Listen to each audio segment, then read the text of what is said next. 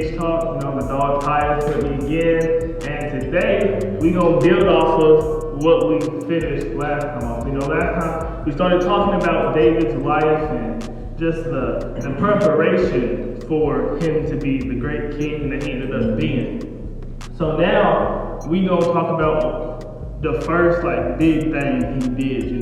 David killing Goliath. We all know that story, but when you really look at it deeper, there's so many lessons in that story that go beyond underdog can beat the overdog with God on their side. There's so much more to that story that when you dive in, you get it. So today, our discussion starts off in 1 Samuel chapter 17, verse 41, and I'm going to read that.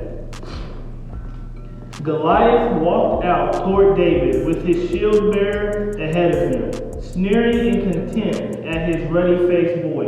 Am I a dog, he roared at David, that you come at me with a stick? And he cursed David by the names of his gods. Come over here, and I'll give your flesh to the birds and wild animals, Goliath yelled. David replied to the Philistine, you come to me with sword, spear, and javelin, but I come to you in the name of the Lord of heaven's army, the God of the armies of Israel, whom you have defied. Today the Lord will conquer you, and I will kill you and cut off your head. And then I will give the dead bodies of your men to the birds and wild animals, and the whole world will know that there is a God in Israel. And everyone assembled here will know that the Lord rescues his people, but not with sword and spear. This is the Lord's battle, and he will give you to us. Man. I just love how humble he is in that whole thing. Goliath is talking all big and bad, well, what you doing? Coming over here thinking you bout this, bout that, about to kill me with some stones? Nah, you ain't finna do that. And David doesn't bring up how he's killed wild bears and lions and all them wild animals with his bare hands when he was protecting the sheep. He don't say all that. He don't bring up all that. He says, the Lord is gonna conquer you and I'll kill you. This is his battle and he's gonna give you to us to do. And it's just man, how many of us could have done all that? No, we fight bears and we kill the bear. We fight lions and we kill the lion. And when a giant come up to us talking all this, how many of us are gonna be trying to be big and bad? You know what I done? I ain't worried about you. I kill lions, king of the jungle, all that stuff. You think I'm scared of you? But he ain't bring none of that up. And that just tells you his heart. And we go back to God saying that David had a heart like his, and it's that's really where we have to get our hearts to, where that it's really all about God, all about the Lord. We focus on him. You know what I'm saying, man? And I like the whole battle. Goliath, his whole intent was to bring honor and glory to him and his people, but David's whole thing was to bring honor and glory to God. His whole thing, not his kingdom. He wasn't trying to build his kingdom. He was trying to build God's kingdom, Not my kingdom, but his, man. That's what this whole thing about, is building God's kingdom and not being worried about ourselves. And then, after he kills Goliath, so first off, he stays true to himself. He doesn't let himself get big-headed. He stays humble. So then after he kills Goliath, the king right now is Saul, and he starts getting jealous of David because the crowds of people are starting to yell, Saul kills by the thousands, but David kills by the 10,000s. And you hearing that, and you already know you're supposed to be king, you can really start feeling yourself. You can be I did kill Goliath, and now I am killing all these people, and now all the people of Israel love me, and they think I'm amazing. You know how easy it is to get big-headed and be like, it's my time now to be king? But that's not what he did. He actually does the opposite. Saul commands him to do so much more, and everything that he was commanded to do, he was successful at. So still, more opportunity to get big-headed.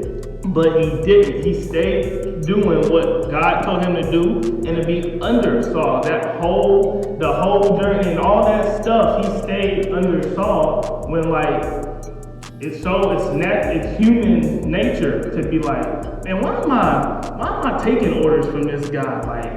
I'm more successful than him. God already told me I'm gonna be king. I go on and skip the process and be king. I don't need to be number 2 in command or whatever number. I know I need to be number 1. But man, God wasn't ready for him to be. That's really what got Saul in trouble in the first place, and why God ended up moving David in there. So David just really stayed at God's feet during that whole time and didn't let anything take away from his focus.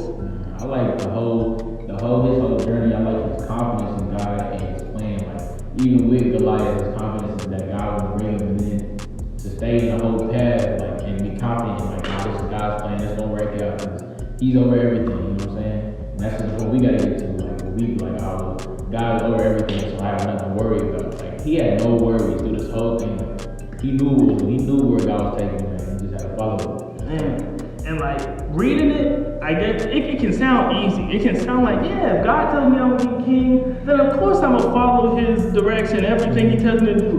Because I know and it sounds real easy to follow.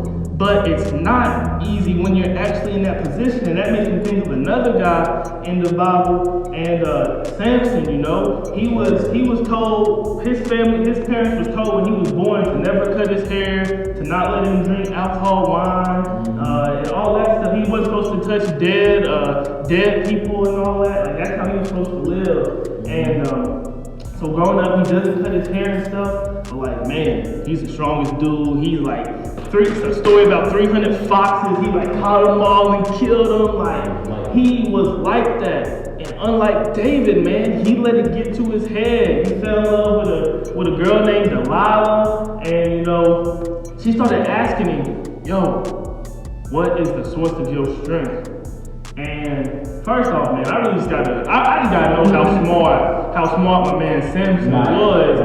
Because if Tyus asked me what my strength is, and I'm not gonna tell him the real thing, I'm gonna lie. I'm gonna say it's all these bracelets. If these bracelets are off me, I'm not strong no more. If I wake up and Tyus has all my bracelets and people are surrounding me trying to kill me, I gotta go. But instead, Samson stayed there and he broke out, and then it happened 2 more times, and finally he told him the real strength, and they cut his hair. And I'm telling you this story because he really thought he was invincible. He forgot that God was the one that said, do not cut your hair, because that is what gives you strength, you know?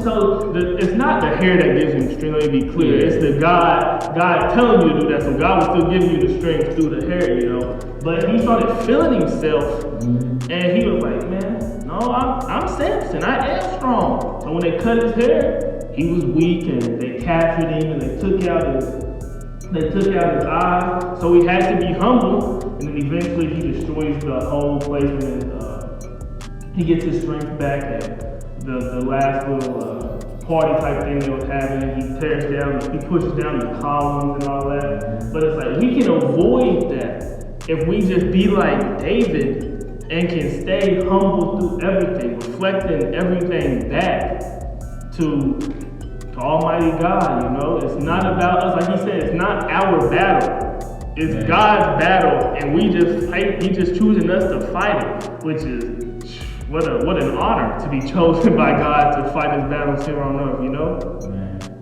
Man, Samson, he got distracted. It was a big thing. Like David really didn't get distracted, even though he went through killing the Goliath, getting chased by Saul, and all that other stuff. He really had his eyes on God, and he was playing the whole time. And that's why Samson failed and had to get his hair cut, eyes out, and all the other stuff, because he got distracted from God's main plan.